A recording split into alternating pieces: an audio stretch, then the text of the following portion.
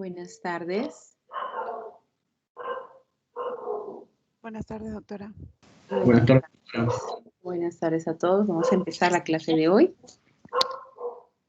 Bien, el día de hoy vamos a tratar sobre un grupo de patologías diferentes a lo que hemos visto ayer en cuanto a la artritis reumatoidea. Porque en este grupo de patologías vamos a ver un compromiso de la columna predominantemente, ¿no? Columna cervical, dorsal, lumbar, e inclusive articulaciones sacroiliacas. Entonces va a haber un compromiso a nivel axial, ¿no? Básicamente, si hablamos anatómicamente, es un compromiso a nivel axial, a diferencia de la artritis reumatoidea, donde las articulaciones que se comprometen son periféricas. Entonces, aquí vamos haciendo una distinción importante entre compromiso axial y compromiso periférico. Entonces, aquí va a predominar eso, ¿no? Compromiso de la columna, por eso esta imagen que denota mucho el compromiso anatómico que vamos a ver en este grupo de familias. Son varias.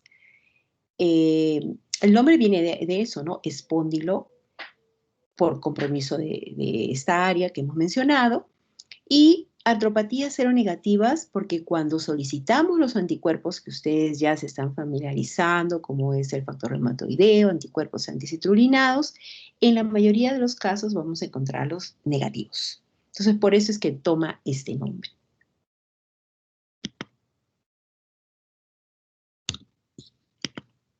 Bien. Fueron considerados como variantes de la artritis reumatoide, porque vemos que ya el compromiso es más de la columna, entonces se pudo hacer ya una separación, una diferenciación importante.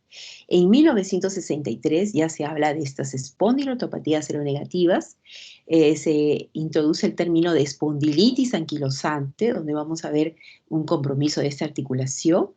El famoso síndrome de Reiter, que tal vez han escuchado hablar alguna vez, de la famosa triada de artritis, conjuntivitis y uretritis o cervicitis, y también la artritis psoriásica, ¿no? Entonces ya comienzan a introducirse estos términos, estas patologías ya desde muchos años atrás, y se van haciendo las diferenciación de estas enfermedades que tienen características bastante similares.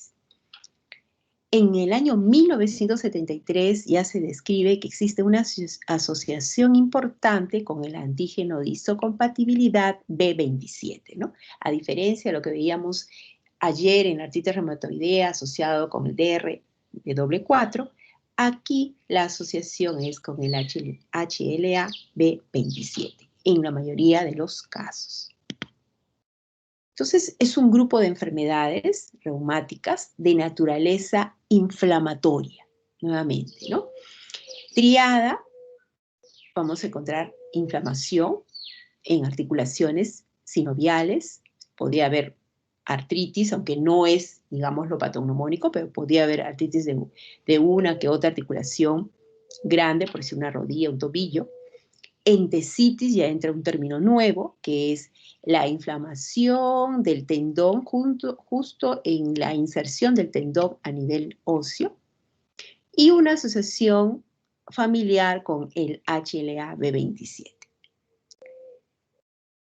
Cuando ya existe una inflamación, digamos ya crónica, una proliferación ósea, va a haber lo que se llama ya en algunos sitios osificación, ¿no? Que previamente han estado inflamados, ya comienza a darse una osificación.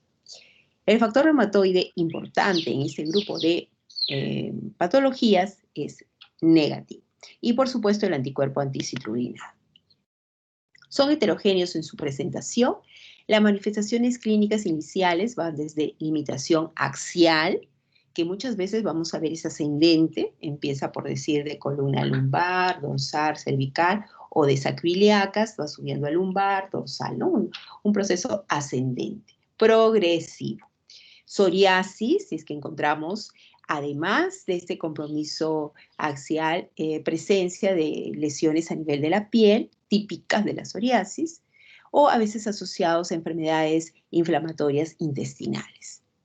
Pueden estar denominadas diferenciadas cuando reúnen todos los criterios de una enfermedad definida o cuando tienen una de otra, una de las diferentes patologías que hemos mencionado, entonces se les llama indiferenciadas.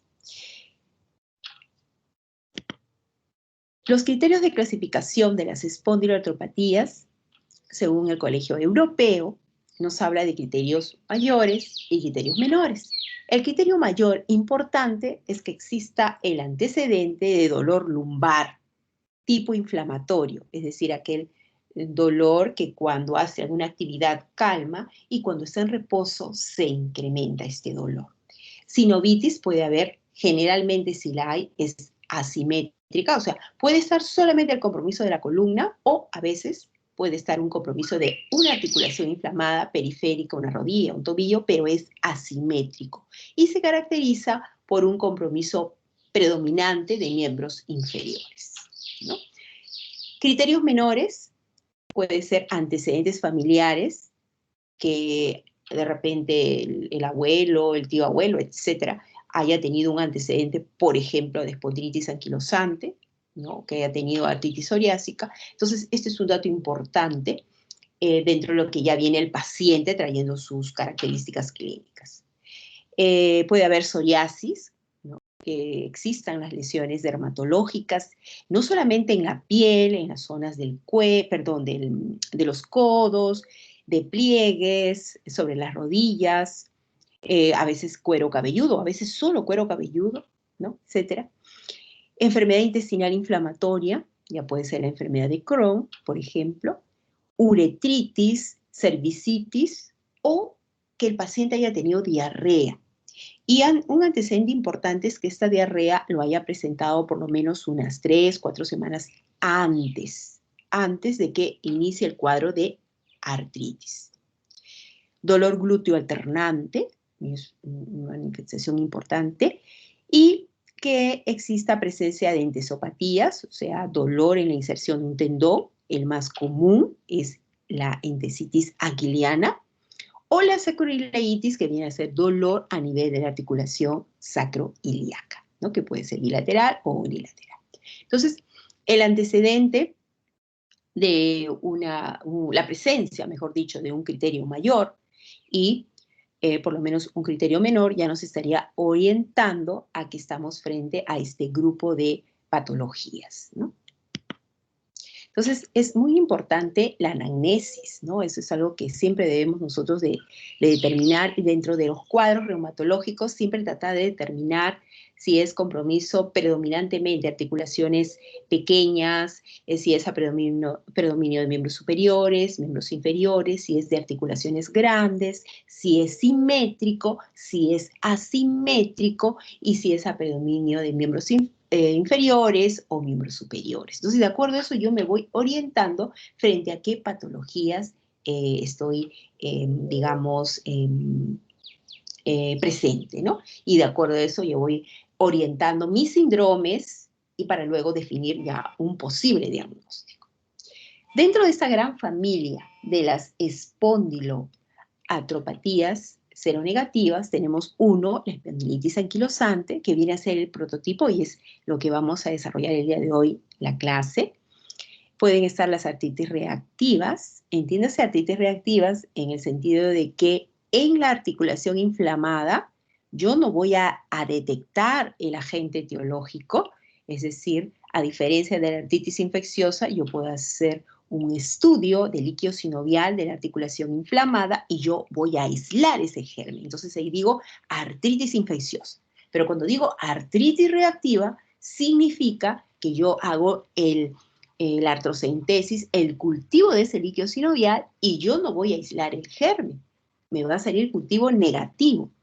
Pero si hago otro tipo de pruebas, como la prueba de reacción de cadena de polimerasa, voy a determinar fragmentos de esa bacteria, fragmentos, lo cual me indicaría que ha habido un proceso infeccioso anterior de 3 o 4 semanas, de repente a nivel respiratorio, de repente a nivel del tubo digestivo, y que ha desarrollado posteriormente un cuadro de artritis, ¿no? De dolor, de inflamación en una articulación. Y eso es lo que yo encuentro. Cuando el paciente viene a la consulta, yo voy a evidenciar esa inflamación. Lo que precede ese cuadro de inflamación anterior es algo que yo debo de obtener con mi anamnesis, con mis preguntas, mis interrogatorios. ¿Tuvo usted diarrea? ¿Estuvo usted con un proceso respiratorio alto? ¿Cuánto tiempo antes de que empezara el dolor, por ejemplo, de su rodilla? ¿No? Entonces, tenemos que tratar de identificar, si es que es el caso, ese antecedente. A veces el paciente se olvida por completo, ¿no? No nos ayuda. Pero tratemos nosotros de evaluar, de preguntar en la anamnesis, ¿no? Y por último poner, pues, paciente niega diarrea, paciente niega procesos respiratorios altos, en fin. Entonces se nota que se internó, hizo la pregunta, buscó, pero que el paciente no nos da la información, tal vez porque se olvidó, ¿no? A veces se olvidan, solo se acuerdan del cuadro de dolor e inflamación que los trae a la consulta. La artritis psoriásica, ¿no? Ahí ni hablar, vamos a encontrar un compromiso articular y además lesiones dermatológicas en la piel o en el cuero cabelludo. La artritis enteropática, la espondiloartritis juvenil, eso lo vamos a ver mañana en las variantes de las artritis idiopáticas juveniles, y las espondiloartritis indiferenciadas, en las cuales el paciente puede tener diferentes manifestaciones de este grupo de 6 familias, pero no define ninguna de ellas. Entonces, tienen una de otra, esas son las llamadas espondiloartritis indiferenciadas. La prevalencia, bueno, es muy variada, asociada con el HLA-B27. Casi el 90% de los pacientes que tienen la forma de presentación de espondilitis anquilosantes, cuando se les hace el HLA-B27, se encuentra una fuerte asociación hasta de un 90%. Dentro de la patogenia, la etiología es desconocida, existe la interacción entre factores genéticos y ambientales. Se estima que la enfermedad es genética en el 90%, 30% asociado al HLA y el 70% asociado con genes adicionales y algunos asociados en un 10% a factores ambientales. Factores genéticos incrementan el riesgo relativo de la aparición si un miembro de la familia padece alguno de ellos, ¿no? A veces encontramos, por decir, hermanos, ¿no? 2 hermanos que tienen problemas de artritis reactiva, ¿no? 2 integrantes de la familia, ¿no? Concordancia con gemelos homocigotes en un 75%, gemelos heterocigotos en un 27%, y cromosoma 6 asociado al HLA-B27. ¿No? Este es el antígeno de histocompatibilidad, clase 1, evidencia en la prevalencia hasta el 90% en individuos con espondilitis anquilosante, no olvidarse esa fuerte asociación. En otras espondiloartropatías es menor esta asociación, y generalmente los pacientes que tienen este B27 presente tienden a tener un compromiso axial crónico, compromiso a nivel de las articulaciones sacroiliacas, columna lumbar, dorsal, etc. Y también hay una asociación con compromisos oftalmológicos, y entre ellas está clasificado o determinado la presencia de uveitis. Así como ayer hablábamos de la artritis reumatoidea, que estos pacientes podían desarrollar escleritis o epiescleritis, en el caso de los pacientes de las espondilopatía, vamos a encontrar que hay una asociación con presencia de uveitis. Entonces, acá también sucede lo mismo. A veces el paciente acude al consultorio de oftalmología por un compromiso ocular importante, le hacen el diagnóstico de uveitis e inmediatamente el oftalmólogo hace una interconsulta a reumatología para evidenciar si es que hay alguna de estas patologías espondilopatías seronegativas, ¿no? A veces inicia con esta manifestación extraarticular para luego desarrollar el compromiso articular. Entonces es importante conocer estas características clínicas. Bueno, esto viene a ser ya la parte inmunológica que Erika les va a hacer una clase general de todo ello. Factores ambientales. Se ha visto, que, sobre todo en hombres, que en la edad reproductiva, ¿no? Hay una fuerte asociación a desarrollar este tipo de patologías. Existe la participación bacteriana y también hablan de un mimetismo molecular. Existen unos criterios de dolor axial inflamatorio importante que lo podemos obtener a través de la anamnesis, ¿no? Que es prácticamente lo que nosotros deberíamos de preguntar para orientarnos si estamos frente a un dolor de columna lumbar tipo inflamatorio, porque a veces podemos confundirlo con una lumbalgia, ¿no? Una lumbalgia tipo mecánica, una lumbalgia a veces por discopatías, por hernias, o sea, por otras causas, ¿no?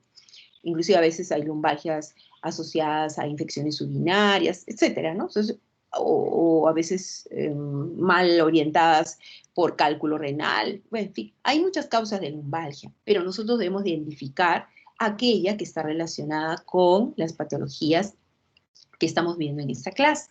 Entonces, para eso se basa en algunos criterios, ¿no? Por ejemplo, mencionan los criterios de Kalin, donde dice en el inicio antes de los 40 años, con una duración de más de 3 meses, ya un dolor lumbar crónico, de inicio insidioso, donde hay una rigidez matutina, obviamente al levantarse sienten mucha incapacidad para poder levantarse de la cama, y que cuando comienzan a hacer ejercicios o ya se levantan y comienzan a caminar, ¿no?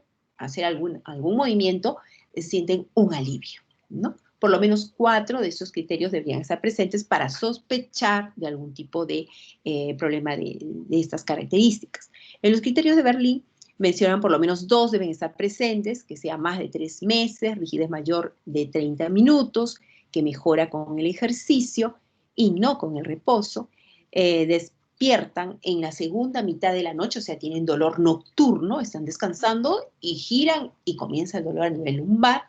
Y también le incluyen acá el dolor glúteo alternante, ¿no? Que también puede estar presente, y acá mencionan por lo menos 2 de estos 5 criterios para pensar en un dolor tipo axial de columna, tipo inflamatorio. ¿Cuáles son las formas clínicas que vamos a desarrollar en esta clase? Hemos separado, digamos, 2 que son muy importantes, la espondilitis anquilosante y la artritis reactiva. La espondilitis anquilosante se ha seleccionado en esta clase porque es el cuadro típico, característico, digamos así, de las espondiloartropatías seronegativas, ¿no? Es importante esta lámina, que es sumamente antigua, pero es muy expresiva, porque si ustedes ven debajo de cada una de las imágenes, se puede apreciar los años, ¿no? 1947, 1957, o sea, a través de las décadas, de cada 10 años, se puede ver los cambios de esta columna, ¿no? Entonces, así es la espondilitis anquilosante, ¿no? Una persona normal con sus curvaturas fisiológicas a nivel de la columna, todo el compromiso axial, digamos, ok, pero comienzan a pasar algunos cambios que a veces el paciente al inicio no los identifica, ¿no? Y comienzan a aparecer unas curvaturas, una cifosis que no había al inicio, una disminución del espacio entre lo que viene a ser las costillas con los huesos de la pelvis, esto comienza a cortarse, ¿no? Y comienzan las rodillas a tener una flexión, ¿no? Y así pasan 10 años más y ya se ve a esta persona que está con un bastón, flexionadas totalmente las rodillas, ya no hay separación en lo absoluto, ya se ha pegado todo este tronco con la cadera, y una cifosis muy marcada, la cabeza hacia adelante, y va agachándose, ¿no? Y cada vez es más incapacitante, ¿no? Entonces imagínense todos estos cambios que se han estado desarrollando a través de las décadas, y durante todo este tiempo, obvio, este paciente ha estado experimentando mucho dolor y probablemente no acudió al médico, lo tomó como una lumbalgia simple, se automedicaba, y miren en lo que quedó, ¿no? Entonces, es importante la identificación de estas espondilitis anquilosantes para evitar estos cambios tan severos y que son irreversibles, lamentablemente. Predomina esta espondilitis anquilosante más en varones. Acá sí hay una gran diferencia porque casi todas las patologías reumatológicas son predominantemente en mujeres, ¿no? El lupus eritematoso sistémico, la artritis reumatoidea, las dermatomiositis, la esclerosis sistémicas progresivas, etc. Pero en el caso de las espondiloartropatías seronegativas y la espondilitis anquilosante, predomina más en varones, de 5 a 1. En personas jóvenes, podemos encontrarlo en personas jóvenes, su incidencia aumenta a partir de la pubertad y máximo hasta los 25 años. También podemos encontrarlo en personas de más edad. El 1% de los portadores está asociado a la HLA-B27, que padecen las espondilatopatías. Vamos a avanzar. Vamos a encontrar algo importante que habíamos mencionado hacia las características generales de esta patología, la inflamación en la inserción, ¿no? En la unión. Si vemos, esta es la unión normal de las fibras tendinosas en el hueso.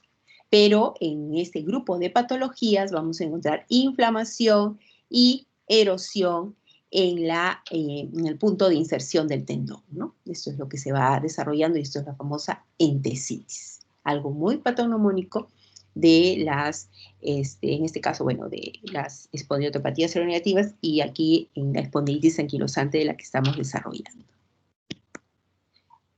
Sitios comunes de la entesitis: en la inserción del tendón de Aquiles, en el calcáneo, en la fascia plantar, en el calcáneo, el tendón patelar, en el tubérculo tibial, en las cabezas de los metatarsos y en la inserción ligamentaria de los cuerpos vertebrales, ¿no? Entonces tiene una gran variedad de localizaciones, siendo la más típica es la aquiliana.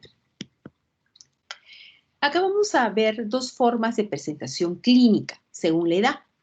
Si esta espondilitis anquilosante se presenta en una persona, en un joven, ¿no? Digamos que tenga 18, 20 años, vamos a ver que su presentación va a ser más de artritis, ¿no? Y entesitis periférica. Es decir, este cuadro, ¿no? O sea, va a venir por dolor, inflamación, aumento de volumen, porque hay una sinovitis en la rodilla. Cuando hacemos el examen clínico, probablemente va a haber un signo de oleada y un signo del témpano positivo, un gran aumento de volumen, dolor, inflamación, calor, rubor, limitación funcional.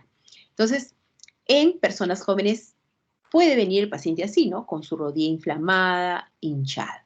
Además, puede presentar dolor en el talón y yo ya estaría sospechando, porque el paciente no va a venir diciéndonos tengo una entesitis, ¿no? Pero sí nos puede decir tengo dolor en el talón, ¿no? Cuando camino siento un dolor muy importante, no puedo pararme de punta de pies, es importante, y está hinchado y el zapato me incomoda, ¿no? No puedo cerrar el zapato.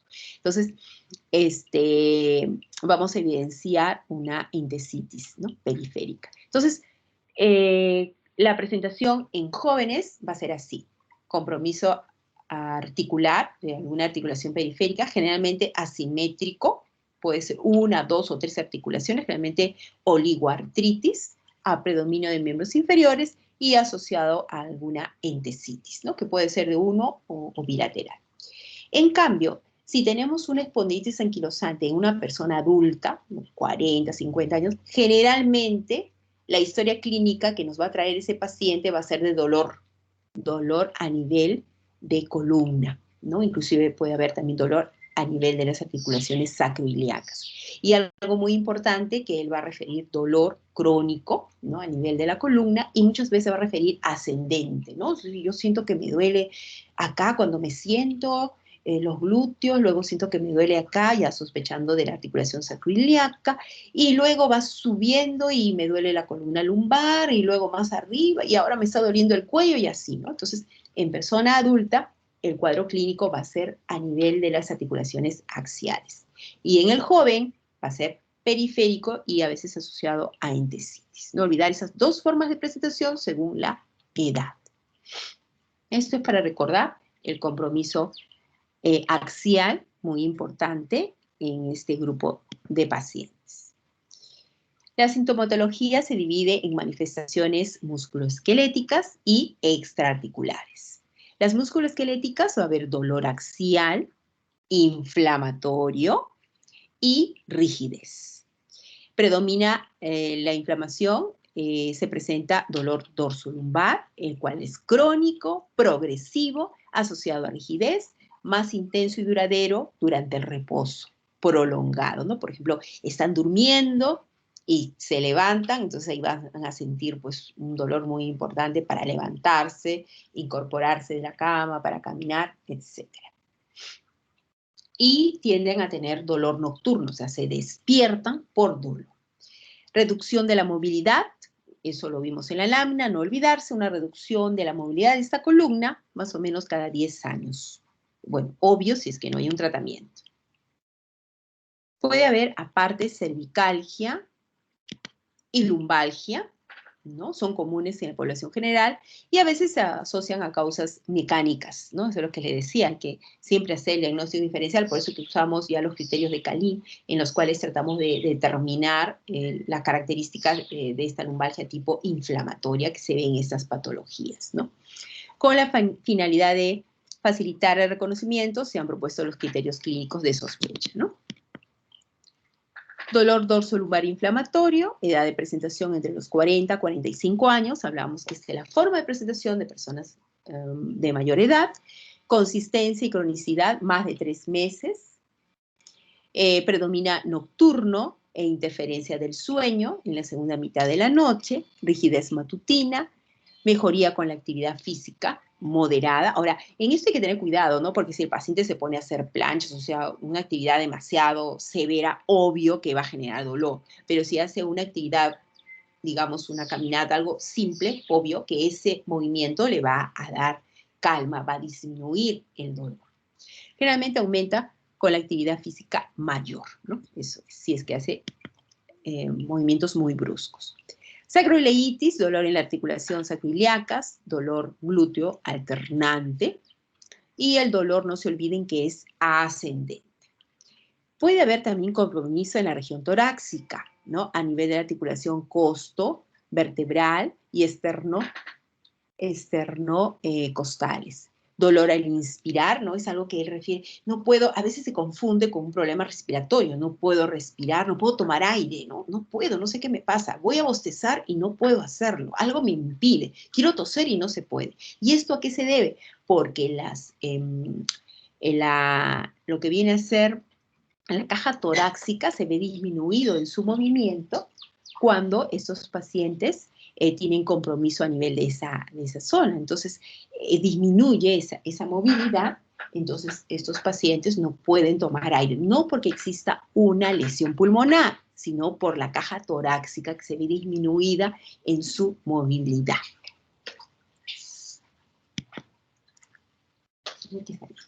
Artritis periférica, comienzo agudo, predomina en las extremidades inferiores, puede ser una rodilla, un tobillo, el pie, ¿no? Y generalmente es a predominio de miembros inferiores y es asimétrico. Típicamente oligoarticular, asimétrico. Se acompaña de signos inflamatorios y muy prominentes, ¿no? Vienen con la rodilla bien hinchada, el tobillo, cojeando, ¿no? Acá también hay otro dato importante, que es la dactilitis, ¿no? Que los llamados dedos en salchicha, en el cual el paciente no solamente tiene inflamación de la articulación, como veíamos en los pacientes con artritis reumatoidea, sino que aquí se hincha, se inflama, aumenta el volumen, todo el componente anatómico del dedo, es decir, la articulación, los tendones, ligamentos, la saponeurosis, las fascias, o sea, todo lo que cubre el dedo en sí, ya no la articulación específica, sino todo el dedito se aumenta de volumen. Esto lo podemos ver en los deditos del pie o a veces también en los dedos de la mano. Lo más frecuente es que lo veamos en los dedos del pie. Entonces son las llamadas dactilitis y si ya encontramos esto, ya estaríamos sospechando en este grupo de familias espondilopatía seronegativas y también si hay algún compromiso de sacroiliacas, ya estaríamos sospechando de una espondilitis anquilosante. Entonces, esta es otra característica típica que vemos en este grupo de familias. No olvidarse entesitis, el compromiso axial, las dactilitis. Bien, acá vemos evidentemente el aumento de volumen, ¿no? Una monoartritis de la rodillita con todos los signos inflamatorios. No olvidar al examen clínico, signo de oleadas, signo del témpano positivo.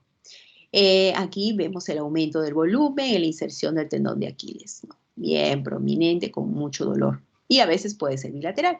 Y aquí tenemos el llamado dedo en salchicha. Miren, todo. Ya no es solo la articulación que está inflamada, como veíamos ayer en las pacientes con artritis, sino vemos todo el componente inflamado, todo, fascia, neurosis, tendones, ligamentos, todo aumentado de volumen con mucho dolor, ¿no? Y bueno, podemos ver las articulaciones sacroiliacas más adelante, lo vamos a evidenciar. Lo más práctico y que está al alcance de nosotros es pedir una radiografía, ¿no? En casos extremos o de duda, podemos solicitar una resonancia magnética.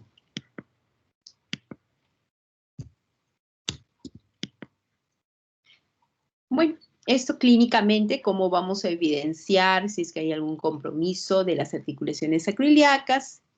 Van a recordar ustedes su semiología, las maniobras que se van utilizando, el test de Schober, las maniobras de presión a nivel de la articulación sacroiliaca, para poder ir determinando el compromiso en estas articulaciones, si es bilateral o unilateral, ¿no? Compromiso de las articulaciones sacroiliacas.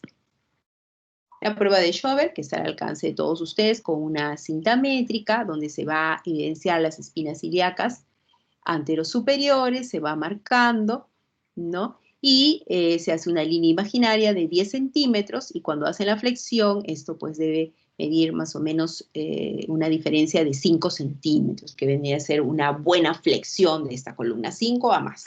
Pero si vemos que está restringido, ya debemos de sospechar de una espondilitis anquilosante. La elección axial inicia en la articulación sacroiliacas y van ascendiendo a través de la columna. Y en este caso, si sospechamos de una sacroileitis, debemos de solicitar una radiografía de articulación sacroiliaca, ¿no? Es diferente a solicitar una radiografía de pelvis ósea, ¿no? Entonces, tenemos que poner en la orden, ustedes como internos, poner su orden en la radiografía, poner articulación sacroiliacas en ángulo de inclinación 15 grados para que el técnico tenga ya la visión, ¿no?, de lo que ustedes desean.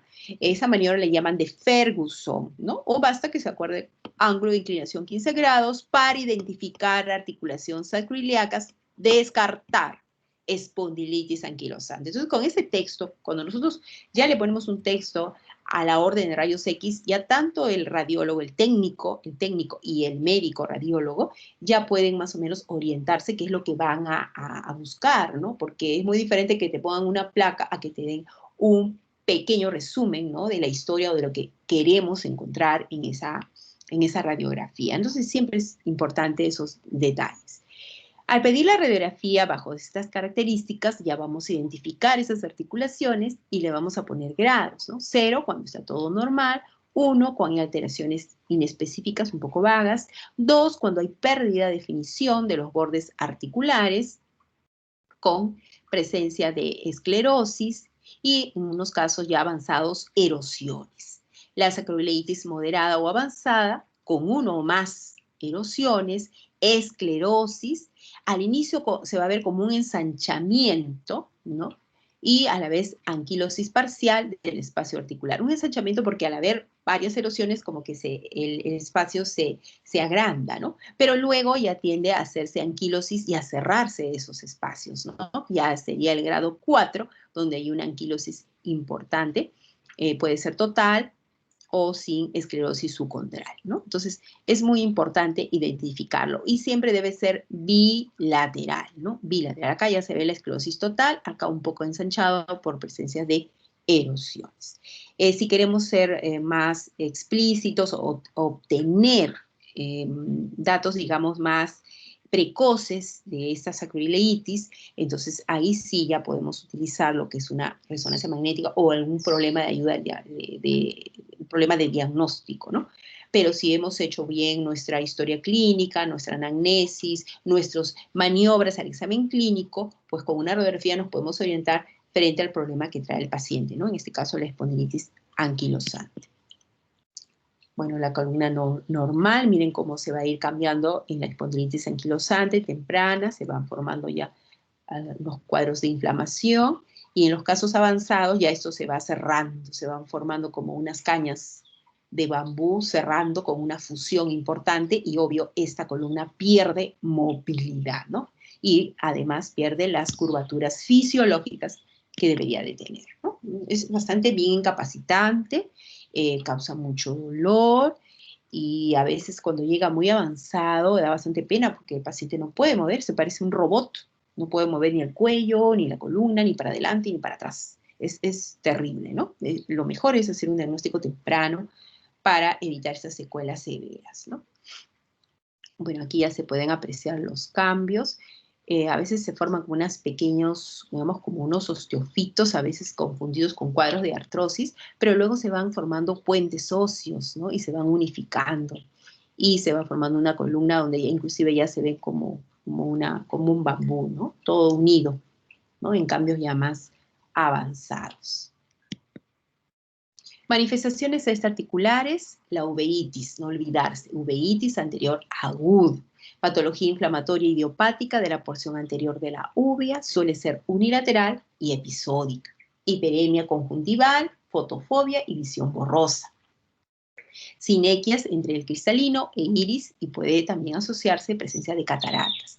La cámara anterior con la lámpara de hendidura revela el acúmulo de células inflamatorias secundario a la ruptura de la barrera hematoacuosa, ¿no? Entonces, es muy importante la identificación de una uveitis que todavía no tiene compromiso articular. Va a ser muy, muy importante una valoración por reumatología para tratar de determinar, porque probablemente este paciente haga un desarrollo de compromiso articular, ¿no? Que puede ser axial o en algún caso periférico, por lo tanto debe ser identificado para ya iniciar un tratamiento, ¿no? Un tratamiento sistémico para mejorar estos problemas clínicos que puede presentar el paciente, ¿no?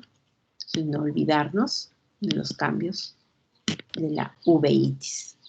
Manifestaciones cardiovasculares, puede haber aortitis basal y valvular, compromiso renal es raro, menos del 5%, si se hace crónico, a 10 años o más de condilitis anquilosante, pueden desarrollar una amiloidosis secundaria. Puede haber una proteinuria progresiva y en algunos casos disminución de la filtración glomerular. Pulmonar, puede haber neumopatías restrictivas extrínsecas por afección costo external y costo vertebral, ¿no? Por el compromiso a nivel de la caja torácica. Neurológicas, puede haber traumatismo sobre la columna. Claro, si estos cambios ya son muy severos, puede haber alguna lesión en ese nivel. Consecuencias de progresión, puede haber luxación atlantoaxoidea y mielopatías secundarias. Compromiso gastrointestinal, hasta el 60% de los pacientes con espondilitis anquilosante desarrollan inflamación intestinal asintomática. Región distal del ilio y a nivel de la región proximal del colon. En el laboratorio vamos a encontrar los parámetros inflamatorios elevados, es decir, velocidad de cementación, proteína C reactiva acelerados, ¿no? Puede haber en el hemograma una anemia normocítica frente a una patología crónica, anemia normocítica normocrómica, y muchas veces se correlaciona estos datos con actividad de la enfermedad, ¿no? Está activo, hay mucho dolor, inflamación, esos marcadores inflamatorios se elevan. Si tenemos una rodilla, un compromiso periférico de una rodilla muy inflamada, hinchada, podemos hacer la artrocentesis y vamos a encontrar características inflamatorias con cultivos negativos. Microbiología, para definir la asociación con infección bacteriana, se debe efectuar estudios bacteriológicos de acuerdo a la sospecha clínica, ¿no? Generalmente ahí por ejemplo, si es que ha habido algún tipo de diarreas antes del cuadro clínico, podría solicitar de repente un cultivo de heces, ¿no? Para poder determinar algún germen que pueda predisponer la presentación de este cuadro clínico y dar un tratamiento adecuado. El HLA-27, su valor es importante, ¿no? Si es que tenemos sobre todo dudas del diagnóstico, queremos clasificarlo y ver pronóstico, podemos solicitarlo. Pero ya tiene que ser un laboratorio inmunológico más especializado y recordar que es de alto costo. El diagnóstico, bueno, tenemos criterios clínicos, dolor lumbar más de 3 meses, con rigidez que mejora con el ejercicio y no cede totalmente con el reposo, limitación del movimiento tanto en el plano sagital como frontal y limitación de la expansión torácica, ¿no? En los criterios clínicos. Criterios radiológicos de la presencia de sacroileitis, grado mayor de 2 si es bilateral y grado 3 o 4 si es unilateral. Los grados 1 es definitivo, radiológico, más un clínico, y el probable cuando por lo menos tenemos 3 clínicos o solo el radiológico. Entonces, no olvidarnos que es mandatorio la radiografía, ¿no? Una radiografía bien tomada de articulaciones sacroiliacas, ¿no? Y no olvidarse que cuando nosotros hacemos o pensamos en este tipo de patologías, siempre vamos a tener que hacer la división. Compromiso axial y compromiso periférico. Inclusive para hacer los tratamientos siempre tenemos que hacer esa discusión clínica, ¿no? Espondiloartropatías seronegativas, allá sospecho espondilitis anquilosante por tal criterio. Bien, compromiso axial, compromiso articular. ¿Tiene las dos o de repente tiene una? Axial nada más, no hay articular, o es articular y no tiene el axial, ¿no? Entonces, esos parámetros tenemos que basarnos para el diagnóstico y también para lo que viene a ser la guía terapéutica, ¿no? La orientación terapéutica.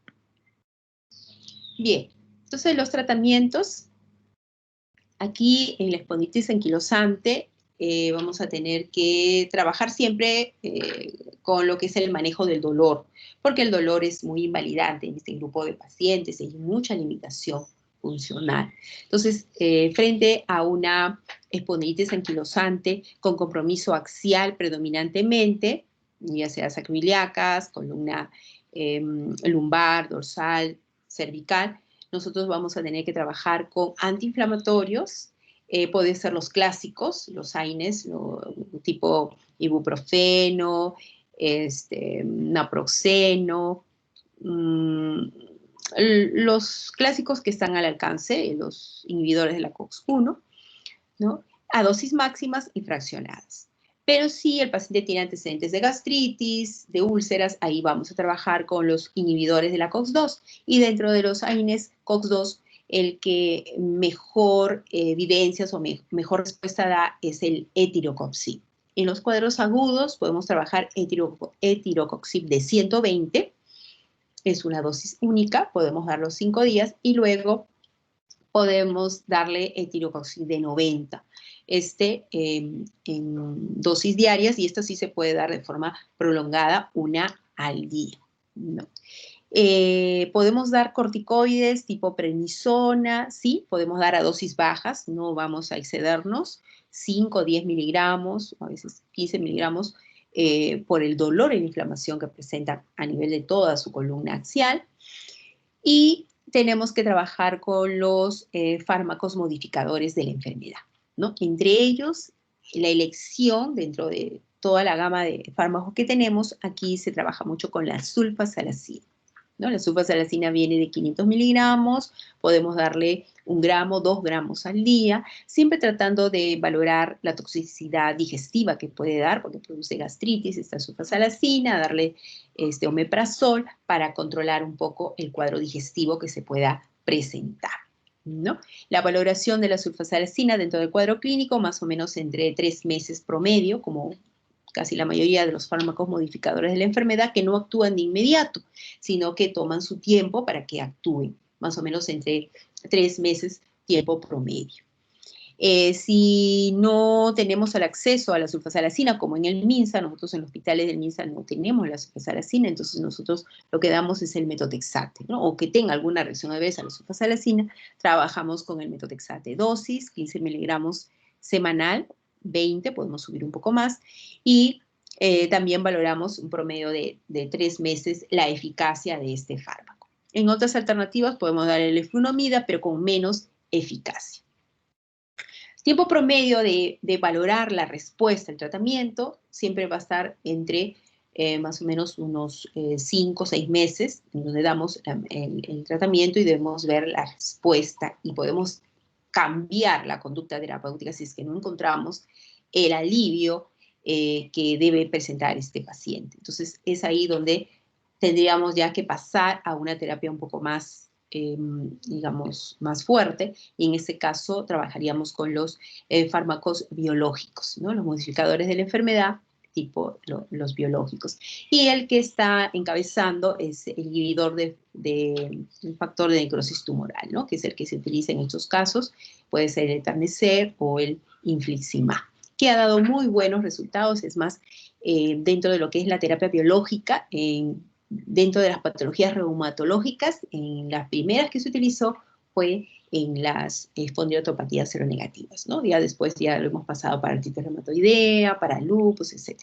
Pero primer uso se le dio para este tipo de patologías, dando muy buenos resultados, pero siempre no olvidar que debemos hacer un diagnóstico lo más temprano posible, porque si ya estamos frente a una columna totalmente dañada, con mucha anquilosis, con unas sacroiliacas anquilosadas totalmente, por más que yo le dé una terapia biológica, no voy a lograr el objetivo de darle flexibilidad a esa columna, ¿no? Entonces, mucho cuidado en ello. Además, debemos de agregarle rehabilitación. Y la rehabilitación para mejorar la flexibilidad de columnas y sacroiliacas es a nivel de la terapia de agua, en tanques de agua, que es donde esta columna va a tener una mayor movilidad y una mejoría. Inclusive, eh, se recomienda, ¿no? Hacer ir a la piscina, ¿no? Si es que, porque no hay muchos centros de rehabilitación que tengan tanque de agua, ¿no? Pero en el Hipólito Unanue no tenemos eso. Entonces se les sugiere que puedan recibir clases de natación para que ahí también puedan tener un alivio en todo lo que viene a ser la columna. Entonces, eso sería el tratamiento cuando predomina, ¿no?, esta espondilitis anquilosante con un compromiso predominantemente axial. En el caso que sea una espondilitis anquilosante donde el compromiso es periférico, vale decir una articulación, 2 o 3 inflamadas, una rodilla, un tobillo, entonces en esos casos también podemos trabajar con las infiltraciones, ¿no? Por decir, si yo tengo una rodilla sumamente hinchada, inflamada, hago mi artrocentesis, extraigo el líquido sinovial, lo mando a un estudio de cultivo, encuentro cultivo negativo, puedo poner un corticoide intralocal, ¿no? En ese caso puedo poner triancinolona, por menos de 20, 40 miligramos en la articulación previa extracción de líquido, o sea, artrocentesis, voy a extraer líquido sinovial y luego le pongo el corticoide. Probablemente esa articulación va a bajar la hinchazón, la inflamación, y voy a dar un tratamiento más localizado y de mayor alivio. Si tiende a repetirse, o sea, yo hago la infiltración y nuevamente se hincha la articulación, entonces definitivamente voy a tener que ya manejar un tratamiento un poco más largo para evitar nuevos episodios. En ese caso, trabajar con el antiinflamatorio vía oral, trabajar con el corticoide, si se exacerba, porque si lo controlo ya no sería necesario un corticoide vía oral, pero si tiende otra vez a inflamarse, una dosis baja de corticoides podría darle, 5 o 10 miligramos diario, y ya estoy dándole un fármaco modificador de la enfermedad, ¿no? También de primera instancia para compromiso periférico puede ser la sulfasalazina. Si no es así, puede ser el metotrexate, y si no se puede controlar este episodio, por lo general tienden a mejorar, por lo general. Pero si no fuera así, estaría ya pensando en alguna terapia biológica. ¿Se puede infiltrar varias veces esa articulación? Sí, sí, puedo infiltrar una vez, una segunda y hasta una tercera vez, ¿no?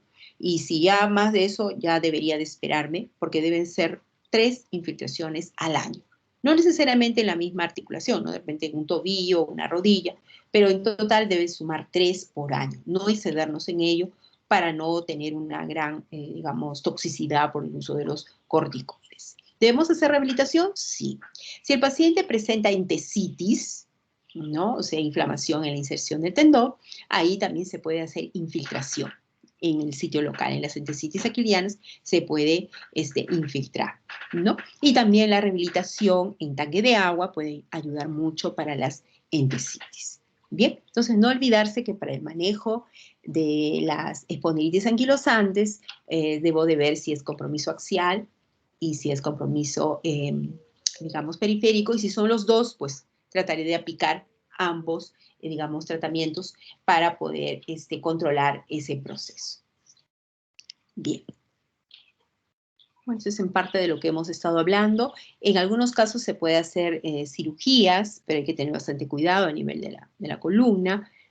Si es que es el caso, recuerden que siempre está ahí la médula espinal en todo el trayecto de la columna, entonces tendríamos que trabajar a la mano ahí con el neurocirujano, ¿no? Sobre todo en las subluxaciones, si es que es necesario realizar. Bien, entonces acá resalta, ¿no? Manifestaciones axiales, manifestaciones periféricas. No olvidarse que con esto vamos a marcar el tratamiento a elegir. Los fármacos, las dosis, y vamos a hablar de las artritis reactivas, que también son un poco, digamos, frecuentes, ¿no? Es una artritis aséptica, es decir, que no voy a aislar el germen en la articulación, inducida por la respuesta del huésped a una infección entérica u urogenital que ha precedido, que ha estado antes de 2 o 3 semanas, y cuando llegue el paciente lo único que yo veo es la artritis, por lo general la inflamación en la articulación de la rodilla, tobillo, etc. Descrita ya hace muchos años, en 1916, y se le denomina síndrome de Reiter, cuando se presenta una triada clásica que a veces no la evidenciamos, ¿no? Que viene a ser la artritis, que eso sí, viene el paciente por ello, porque tiene dolor, inflamación y acude a la consulta, la uretritis, que a veces está presente, pero no nos la quiere decir el paciente, y la conjuntivitis, que generalmente es efímera.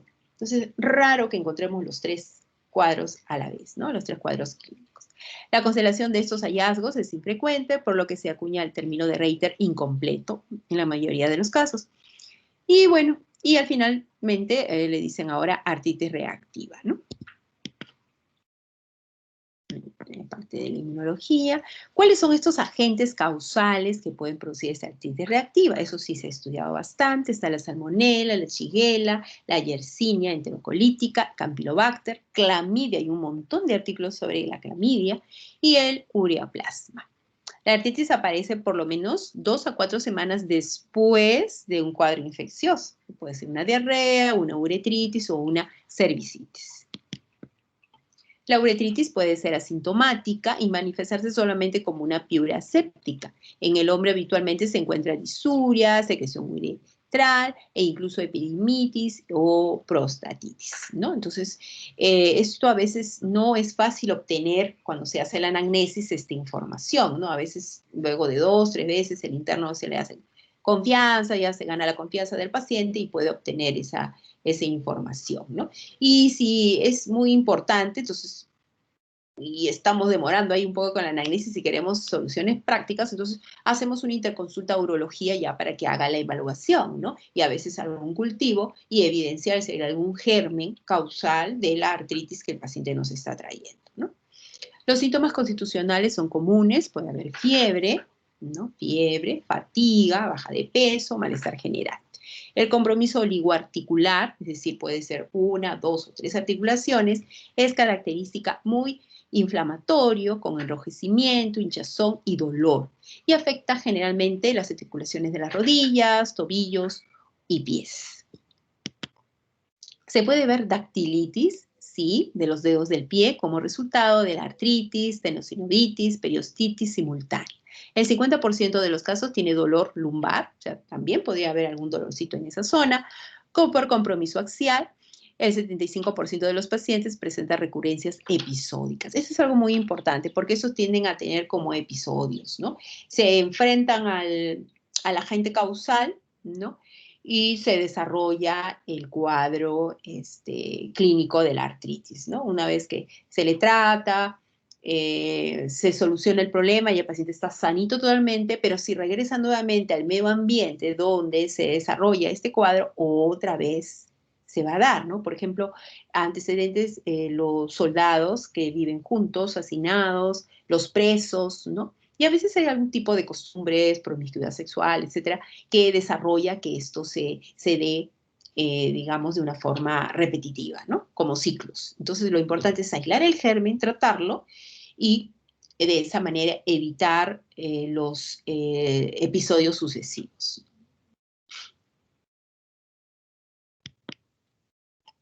¿Cuáles son las características clínicas? La entesitis, acá también podemos encontrar entesitis, la dactilitis, acá por ejemplo inflamación del tobillo, sumamente hinchado, inflamado, ¿no? Una monoartritis de tobillito.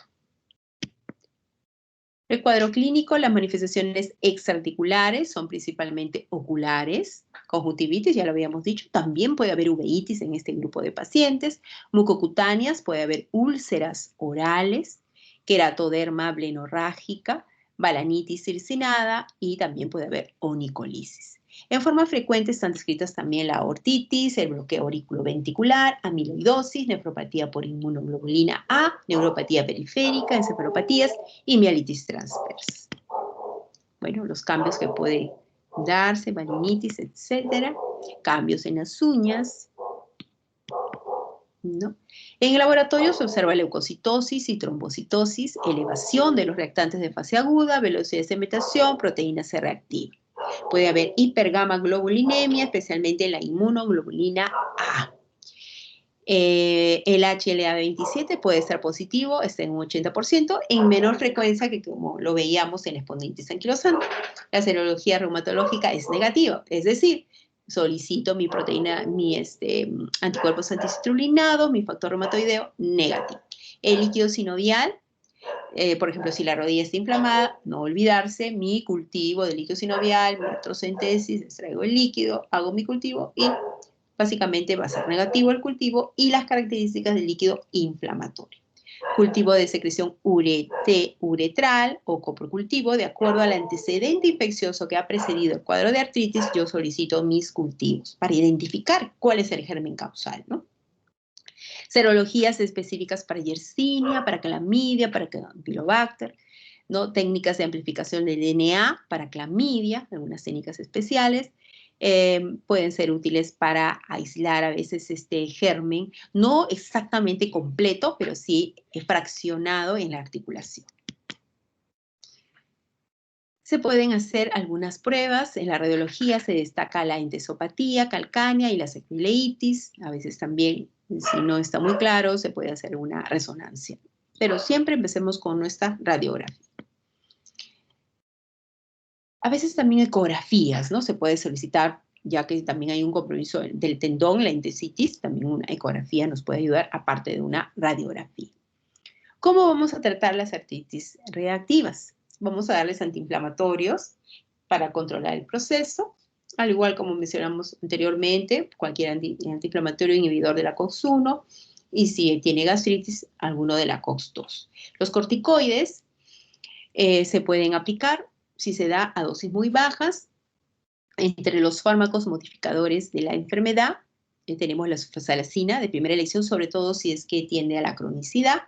Se dan varios episodios repetitivos, entonces manejamos un fármaco que modifique este cuadro. La sulfasalazina podemos darle 500 miligramos, darle 2 gramos diarios y siempre con un protector gástrico.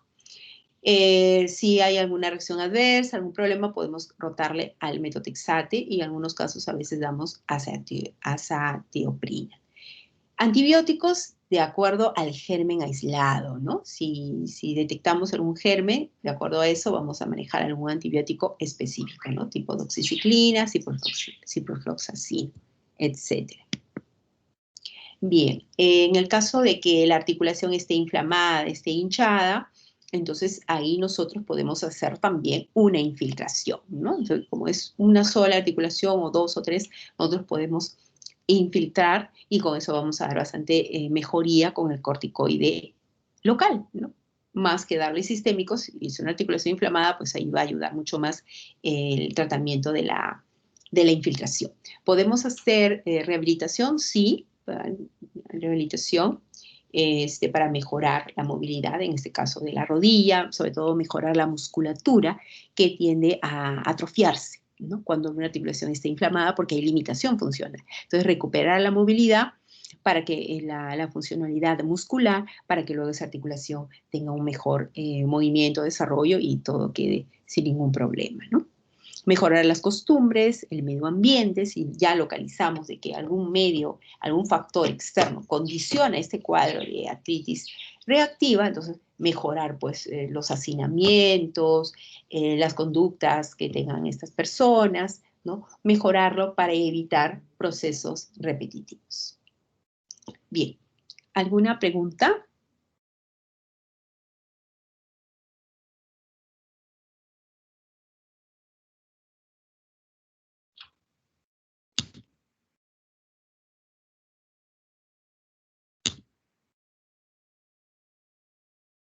Lo importante aquí es que hayan hecho la diferencia, ¿no? De la clase de ayer de la artritis reumatoidea con la clase de hoy, que tiene parámetros diferentes, ¿no? Inclusive hay cuadros de diferenciación, ¿no? De lo que es la artritis reumatoidea con las espondiloartropatías seronegativas. Entonces ahí se va haciendo la diferenciación desde la clínica, desde las características semiológicas, desde lo que viene a ser los datos laboratoriales, ¿no? Entonces se va haciendo un cuadro diagnóstico para tenerlo bien claro, estos dos grupos de patologías que son diferentes, ¿no? Entonces, eso es importante que lo hagan ustedes, esos mapas conceptuales, porque les van a ayudar a que lo tengan claro, estos conceptos, y lo puedan aplicar, pues, cuando ustedes pasen a hacer su internado, ¿no? Que es de donde van a aplicar todo lo que han aprendido en estos cursos. Bien, ¿alguna pregunta?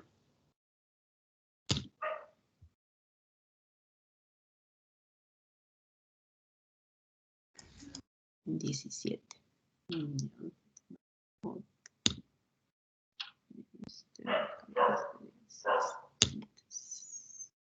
Ya.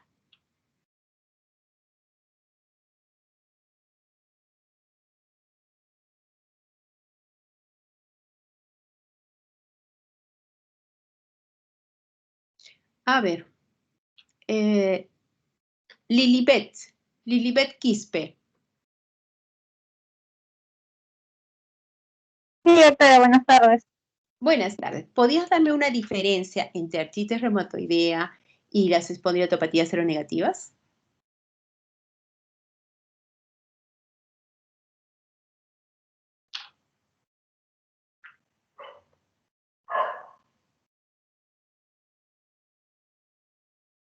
Doctora, disculpe, cada vez que quiero hablar no se conecta el audio. Me dijo entre artritis...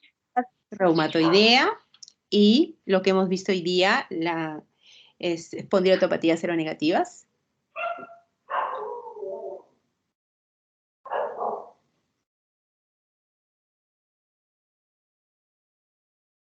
A ver, Paolo. Romero Paolo. Sí, doctora. Buenas tardes. A ver. Doctora. ¿Sí? No, lo que pasa es que mi audio está mal y se demora en activar. Ya, pero una diferencia. En cuanto a la negatividad del factor reumatoideo. Ya, pero o sea, sé explícita, ¿no? El artritis reumatoidea, el factor reumatoideo, en el otro, ¿cómo es? Para que te quede claro. En la espondiloartropatía es el factor reumatoideo da negativo. Ya. Pero en la artritis sí da, o sea, si bien no es que le dé el diagnóstico definitivo, pero sí puede dar nos da positivo, nos da la idea de la patología. Claro, o sea, el marcador ahí sí va a ser positivo el factor reumatoideo. Otra diferencia, gracias. Otra diferencia, Paolo. La incidencia también, doctora, en la artritis reumatoide más prevalente en las mujeres, mientras que la Muy espondilitis. bien. Ajá, eso es importante también, ¿no? Correcto. Párraga, Arturo.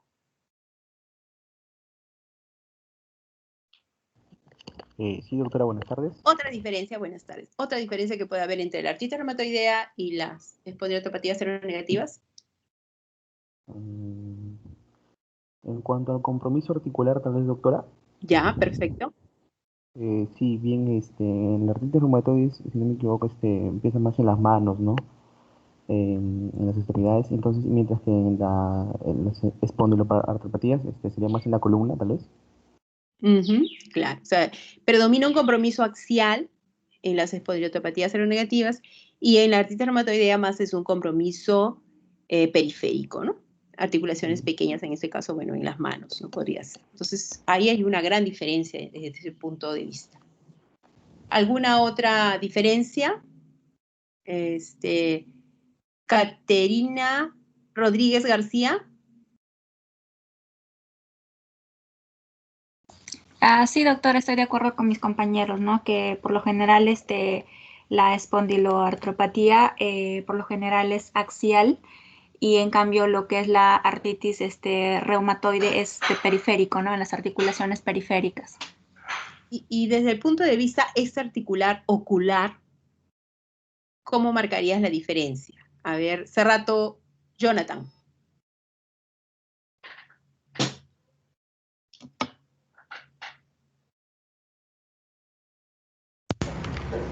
¿Me escucha? Sí, te escucho. Ya. Bueno, en compromiso, en la R no hay compromiso ocular. En cambio, en la espondilitis anquilosante sí hay compromiso ocular. Por ejemplo, podemos asociar el síndrome de Reiter, que hay compromiso, que es por la tríada, ¿no? Artritis, conjuntivitis y uritritis, ¿no? Sí hay compromiso ocular en las espondilotropatías seronegativas, doctora. En cambio, en la R no. No, sí, en la artritis reumatoide sí hay compromiso articular. Acuérdate, ayer lo dije. Es poco, creo. Mayormente creo que en la espondilitis más que todo hay más compromiso ocular.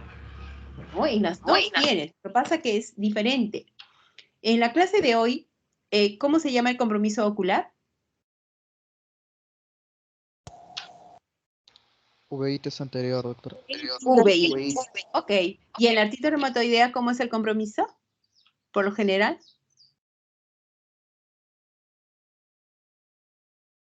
La escleritis, doctora. Escleritis, ya, no se olviden. No se olviden de esos cambios que se pueden dar a nivel ocular. Aparte que también en la espondilitis anquilosante o en las espondiotopatías seronegativas pueden encontrar conjuntivitis también, ¿no? Entonces, hay un compromiso, digamos, bien diferenciado entre la R y entre las espondiotopatías seronegativas, ¿no? Entonces, eso es importante saberlo, porque a veces al interno le dicen, oye, tu paciente de la cama tanto, está con uveitis. Y tú no vas a decir, ¿tendrá artritis? No, pues, entonces este paciente de repente tiene espondilitis anquilosante, ¿no? Al toque, ya estás relacionando, ¿no? Entonces ya vas buscando interconsulta a reumatología o viceversa, interconsulta a oftalmología, en fin, ¿no? Entonces todo eso lo va manejando mucho el interno, siempre y cuando pues tenga sus marcos teóricos ya bien definidos, ¿ya? Bien, chicos, entonces espero que un poquito hayan hecho la diferencia, porque así comparando las clases, las patologías, creo que es la mejor manera también que vayan reforzando sus conocimientos. Bien, hemos terminado. Mi grupo de práctica, ahorita voy a invitarlos para hacer nuestra práctica. Mañana tendríamos nuestra teoría, también puede ser a esta hora, a las 4 de la tarde. Delegado, ¿me confirmas? Doctora, mañana de 2 a 6 de la tarde tenemos clase de bioética. Entonces, ¿a las 6 puede ser? Ya, doctora. En todo caso, si es que algún grupo me comunica algo, estoy coordinando con usted. Ya, entonces quedaríamos como a las 6, sino antes, para tener mañana la teoría es artritis idiopática juvenil. Ok. Listo. Entonces nos estamos viendo. Chao, chicos. Por favor, vayan estudiando. Gracias. Gracias, doctora. Ya, chao. Gracias, doctora. Chao, chicos. Chao.